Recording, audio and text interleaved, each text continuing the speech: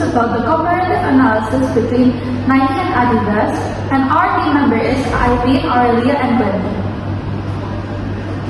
So first, let's talk about Nike. Nike is a leading American company that specializes in sportswear, footwear, and athletic equipment. It is first founded in 1964 by Phil Knight and Bill Bowerman. Its HQ is in Beaverton, USA, in Oregon. And its business model specializes in branding, innovation, global retail, and sponsorship. Its core business mainly focuses in athletic shoes apparel equipment, and also digital fitness platforms. Its key products that they sell are Nike Air Jordan, shoes apparel, and also accessories. Its recent status that Nike is one of the world's largest sports brand, known for its strong marketing and athletic partnerships. Okay, so about Adidas is that it is one of the most major German companies that is focused on sportswear and lifestyle. And it is founded in the year 1949 by Adolf Dassler, and its HQ is in a city in Germany. And for its business model, it is mainly focused on manufacturing, branding, and global distribution. Now, they specialize in sports footwear, clothing, and accessories for comfort and lifestyle. And their famous products are the Ultra Boost, the Superstar shoes, and their apparel. And for their current status is they are now one of Nike's biggest competitors, as they're both focusing on sustainability and innovations. And next shows the gross profit margin between Nike and Adidas.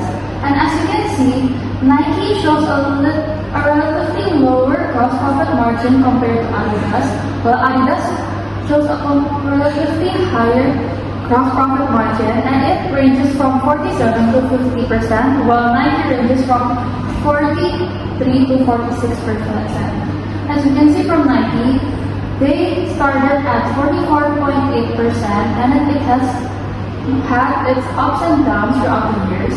And for Adidas, it shows a slight drop in 2023 at 47.5%. And this means that Adidas is more effective at handling their production costs and generating their sales into profit.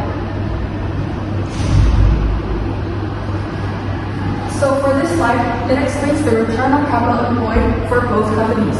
So the return on capital employed indicates how good a company makes use of their capital to generate their revenue. And according to this graph, you can clearly see that Nike has a better return on capital employed compared to Adidas. So, for example, in the year 2021, Nike has reached 27%, however, Adidas is still at 18%.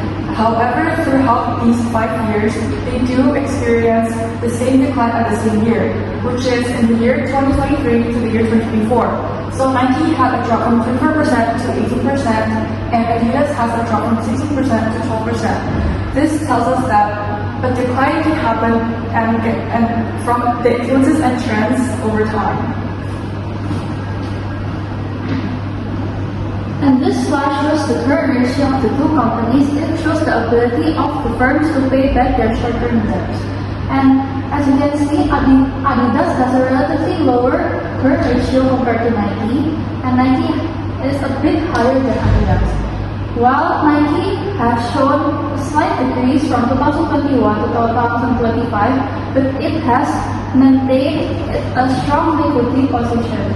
While Adidas has shown some increase but also some decrease, but we can still conclude that Nike has a stronger liquidity position. So next, we're going to talk about the asset-plus ratio of both Nike and Adidas.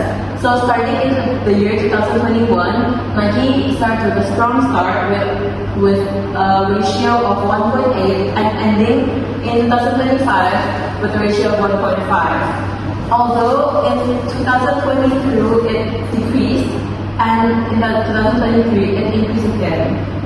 For Adidas, they had a start in 2021 with a ratio of 0.7 and ended in 2025 with 0.78.